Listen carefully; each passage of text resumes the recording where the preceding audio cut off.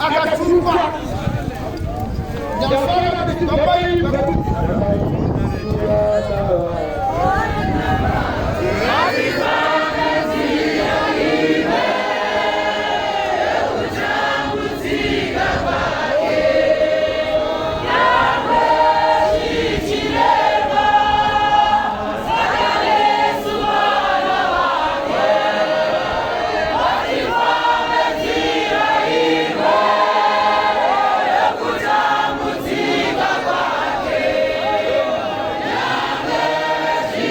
Yeah.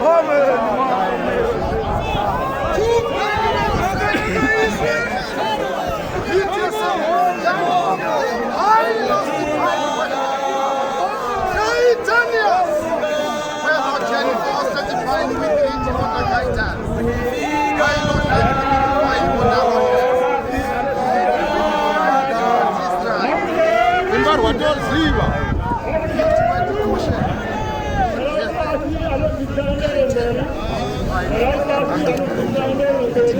tell you what's that. I got that wrong.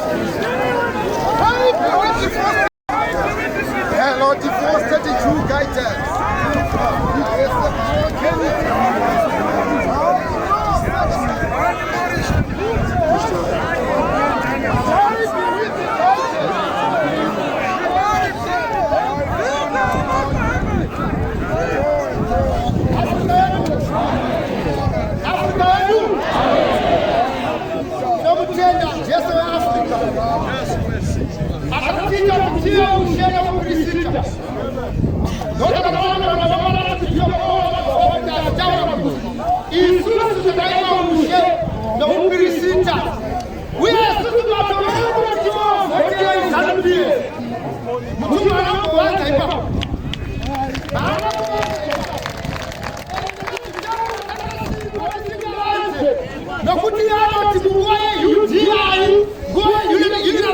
Declaration of Independence. The first Dr. Malan, I come from South Africa and the supersonic.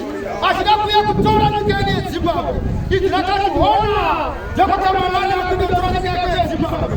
We may not take a Tonga as a little bit and a good tale.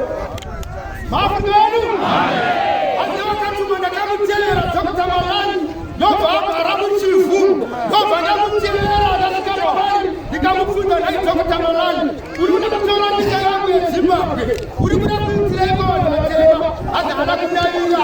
I got things I don't find out to my corner. Casino. I think I would tell you the same message. No parties are going to medical and biology. No problem the same message. No parties are going to medical. No Fado Kara, Akataka Mabuda Sua, Murano Poros of the Fado Kara, Akataka Mabuda Sua, no Fabu, Finale, Kumare, no Fabu, that is simple message. Yamuna Pitrego, Urumania Toranika, what a Pitrego and Teva, and Dr. Malan, and Abuja, Asana, Yakaka, no Manabu, Sisapatica, no Pratana,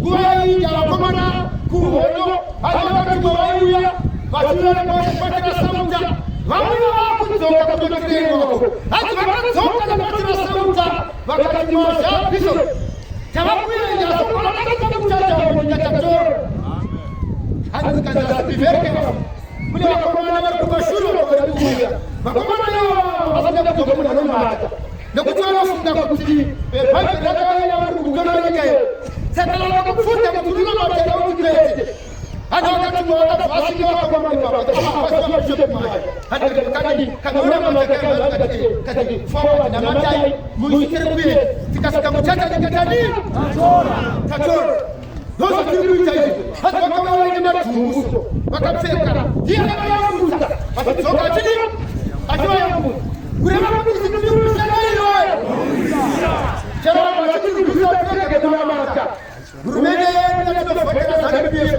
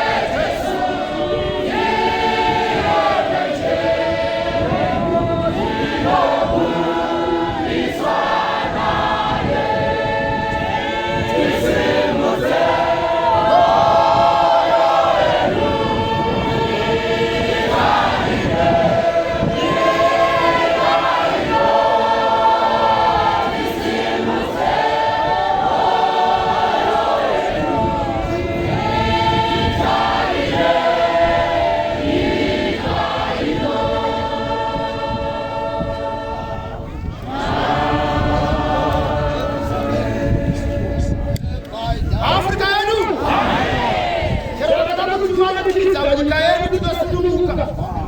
Dokuja yenu yakasunumuka. Yes. Takai viwa Yesu. Tunomani kiko kile kuna mata. Nayo kwa Asuwana wale. Dokuja yenu ikakata viwa. Yesu takai viwa. Wanakuomba kando wakazoka. Yikaika sunumuka. Akatioza tunazo tirizo kerorima rakatiruza wakati wakatiruza wakati takatifu wala sendo kusikanae sinona tawasinga njia matonga kifuma toni Hodi ni kwa kike fende hizo artisti madara Tiriwano Haman Tinoita studiwa na mwa ne watu wese kulipana hapo hapana kala aruja jamii Bajua na kwa kama sema pepe Tinoita yenu ni Yesu Unene yenu ni Yesu Zakai biu wanamari Nokuruwa na biu wakipa kuna mabati Maafrika yenu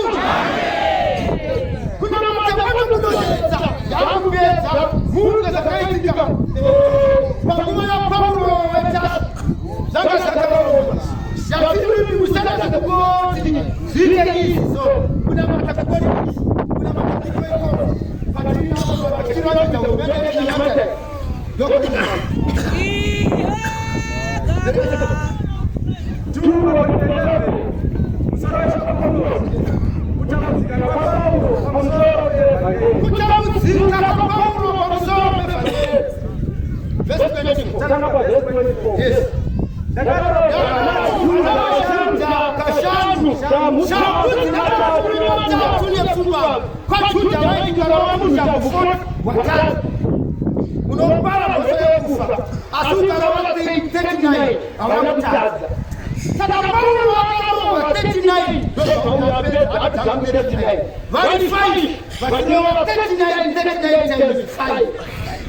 Dosa mutarawa Paulo na kufanya kata tunaka panesimo doku fatula chimo ya njonga baji jakoko tindau ile musoso Paulo tetinai ndo Paulo tetinai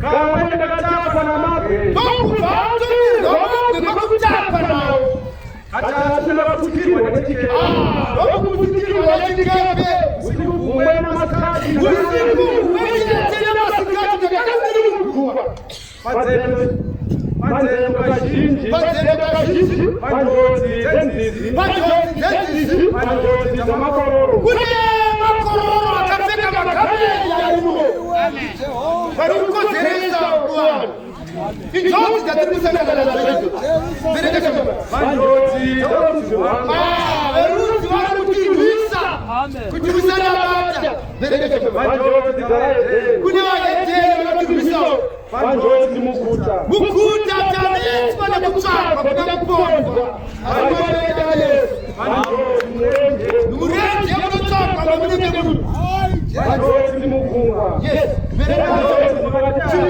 Chivere na ofesi ya kumetisira wana kapasi Mami mpetulo 340 Maafrika yanu Unaone Macha mutiko Akasangana na Paulo Macha Afrika Macha mutiko Akasangana na Paulo Wechaso Pamusoro pepageni Muno mfageni ya barikwa Wano wakati ripota Sikati zabuno siyo mfageni ya pasata moja Ana na kitala usiku wose asika kosi ana sikia kama ibada Yesu atukusizana mukura yangu ne pangu tikala kana mchekeje kwa pamoja wakaenda kumsangano wakamuza wafundi pamoja ufundi roho ya kasimuka akajaiwa uonyane besi kwa wao ndiye kama sisi tumezoea hata akidujua asikiziwe ndio kuziwa pamoja kama wewe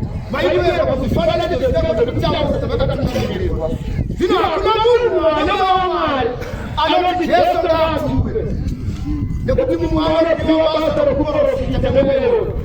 Mungu na kuziziza na mwewe. Mungu basa na kukutira ndimi na mwewe. Basi gani? Ndio tunaona cheche.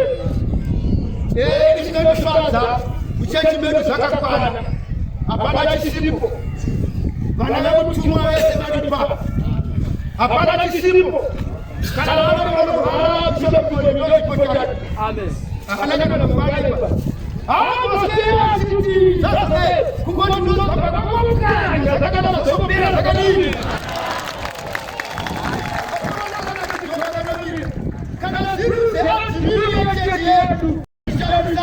Cheche.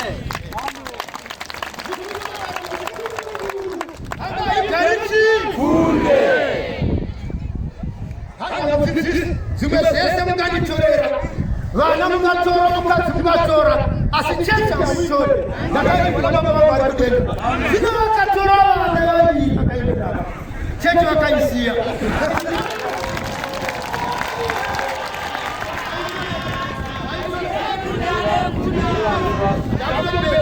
Jacob ilikuwa kwa cheche tina mchunga wa sawa karaka Haribana kusema James alipo tapenda kusikia maji kilo cha kama kupi sote bata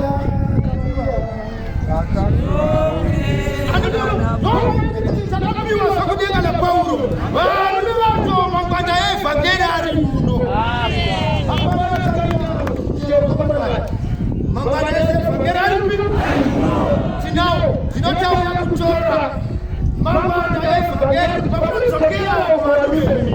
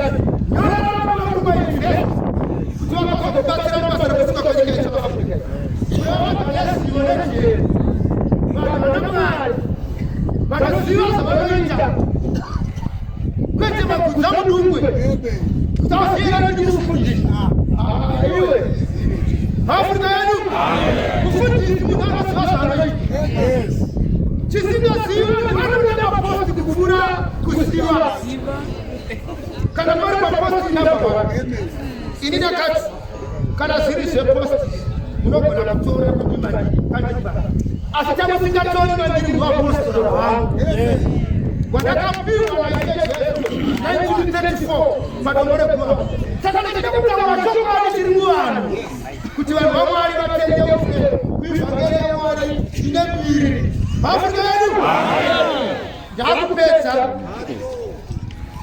icho taita tatifunza ngombe taione pfimbi dzetaiwonadzo yekuti kana ngendaa yenzara ndinonofukunira pfimbi yangu ndodya ndoita kuva nakukuta miromoso yakaomesa miromo vana mai vakaona kuti mwana asaaa kuona akutasirei mwana vamogoatukwanisi asi ndakakutendera pfimbi yangu vatidambudziko rakwedu manje kune makudo mani kuna zvapinja kunonyuma rinogona kuuya papfimbi yakoyo rochera kana rachera zvinozona munhu kuti nguva inozopera rosiya iwewo kakaona kokoyaasa kukudo rosvika usachinja pfimbi ndirikwedza kureva kuti inidamira usakupa ndaedzawo nemunogona kukukumira pfimbi dzenyu asi nekuda kwenguva manje ndaakusiya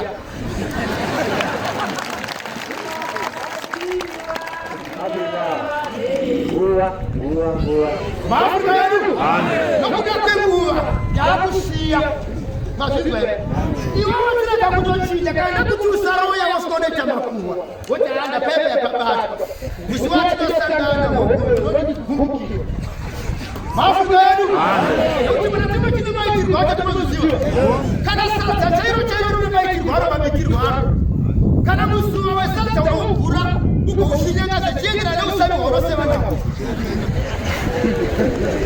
kana vachiseva nenyama unongogura sewangotishinyange woseva wodya asi kana vachiseva nanyerere pane basa unongogura unatsa kuti pfawoti pfaa inini kwana pada kupai chikomba chinogara mwari zvino kudzaa